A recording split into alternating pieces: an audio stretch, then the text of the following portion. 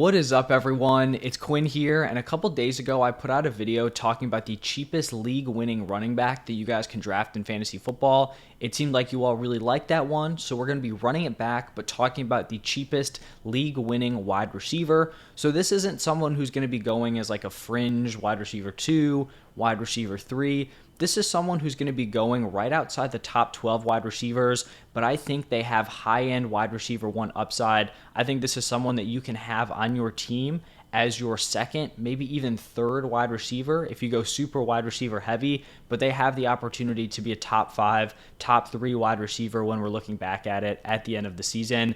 And that player is going to be Calvin Ridley. If you guys enjoy the video, hit the like button, subscribe to the channel, and let me know your thoughts down below. But we're just going to do a full deep dive video of Calvin Ridley in this video, and I just continue to get higher and higher on him. You know, he was someone I initially was a little weary of. I kind of had him firmly behind that group of like Olave, Devonta Smith, T. Higgins. You have that whole next tier with like Keenan Allen, Amari Cooper, Metcalf, Deebo Samuel. I originally didn't really know where to put him in that group. I eventually moved him kind of ahead of all those guys, and I just jumped him over Devonta Smith in my rankings, and I'm also considering bumping him over T. Higgins. So we're just going to do a deep dive here, and we're going to start off with his college career. So Ridley was actually super old as a college freshman. He came to Alabama at 20 years old, and apparently he wasn't even able to play his full high school senior season because of his age. Like, he aged out after I think it was like the first 3 games of the season.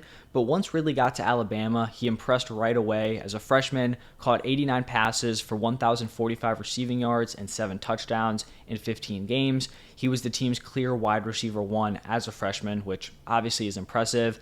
Then he ended up taking a little bit of a step back his sophomore season, played in 15 games again, caught 72 passes for 769 yards and 7 touchdowns, but was actually outproduced by Adarius Stewart, who put up more receiving yards than him, but also played in, I believe, 3 fewer games. So a little bit of a step back. But then he put together a really strong junior season on a less pass-heavy offense, 63 receptions for 967 yards and 5 touchdowns, and he was the team's leading receiver by 703 yards. So the overall counting stats aren't like absurd, but compared to everyone else on the roster, he was the clear, number 1 target on that Alabama team. Calvin Ridley ended up going at pick 26 in the first round of the 2018 draft to the Atlanta Falcons. Now, shifting into his NFL career, in Ridley's rookie season, he caught 64 passes for 821 yards and 10 touchdowns, was the wide receiver 26 in points per game.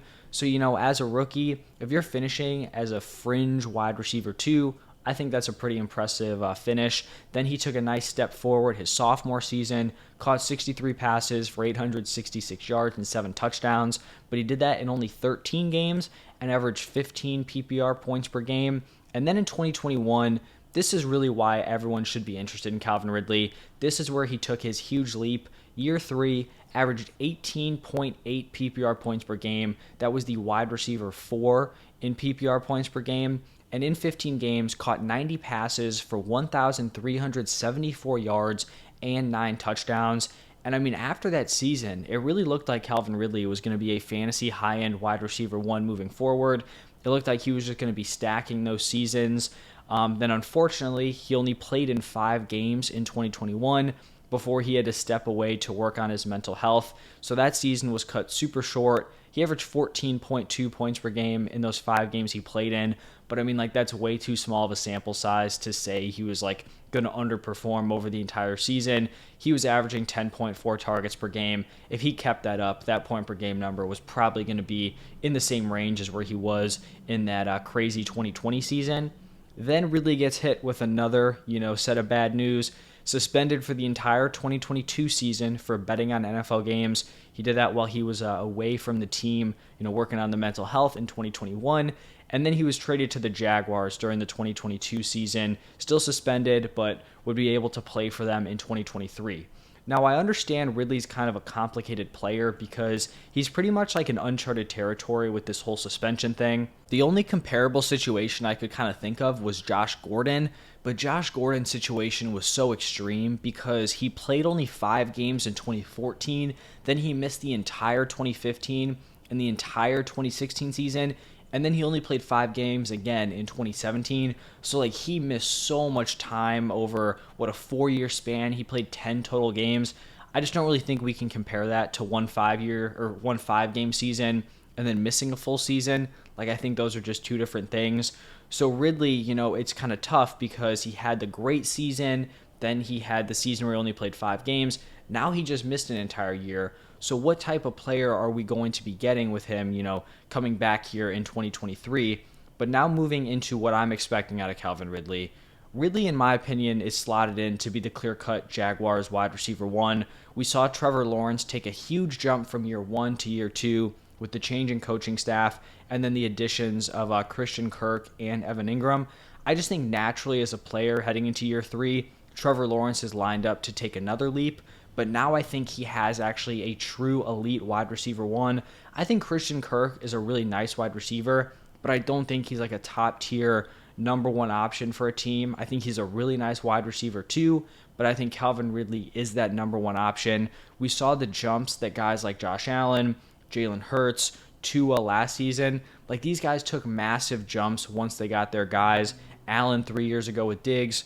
It was Hurts and Tua last year with A.J. Brown and Tyreek Hill. The way I look at Calvin Ridley is that if he's the same guy from before he was suspended, I truly believe he has high-end wide receiver 1 upside in this Jaguars offense.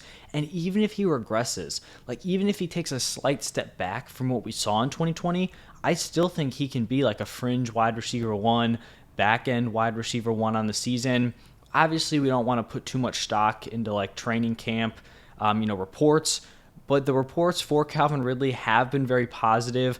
I'm sure you all have seen the video of him and Zay Jones running back-to-back routes where Zay Jones, who's not a slow wide receiver, looks like he's running in mud, and then Calvin Ridley just like zips by him, on like the next route. So I do think Calvin Ridley is in a good spot here if he can just retain what he was prior to his shortened season and then his suspension. So this is where Calvin Ridley is being drafted on different platforms. So I've got Underdog, ESPN, Sleeper, and Yahoo. He's going by far the earliest on Underdog. He's like a mid-third round pick, wide receiver 16. I'd be fine taking him there. Like I think that's a fair price for him. I would draft him as a mid-tier third round pick. But then we look at the other platforms. ESPN, he's being drafted at around pick 66 at wide receiver 25. That is crazy. If you're getting wide receiver 3 Calvin Ridley, that is an absolute steal. Even on Sleeper, he's going in the 4th round at pick 43, wide receiver 18. Yahoo, pick 51, so that's round 5 as the wide receiver 19. You combine those 4 platforms, his average ADP is like the 4-5 turn. I would draft him at any of those prices, but ESPN, Sleeper, Yahoo, those would just be like smash draft picks for me if I was able to get him at those spots. And I talked about at the beginning of the video that I was considering, moving him ahead of T. Higgins. I had already kind of moved him ahead of Devonta Smith. It's just that when I look at those guys, I think Calvin Ridley may be a little risky. Like I'm not going to deny there's some risk just given the fact that we haven't seen him play in a full season. And then even the year before that, it was a very limited sample size. We don't know exactly what he's going to look like, but I still think I'm willing to take that risk just because the ceiling is so much higher than T. Higgins or Devonta Smith, right? If Calvin Ridley is that same dude paired with Trevor Lawrence on what I think is going to be one of the better offenses in the NFL, he can give you 18, 19, maybe even 20 plus points per game.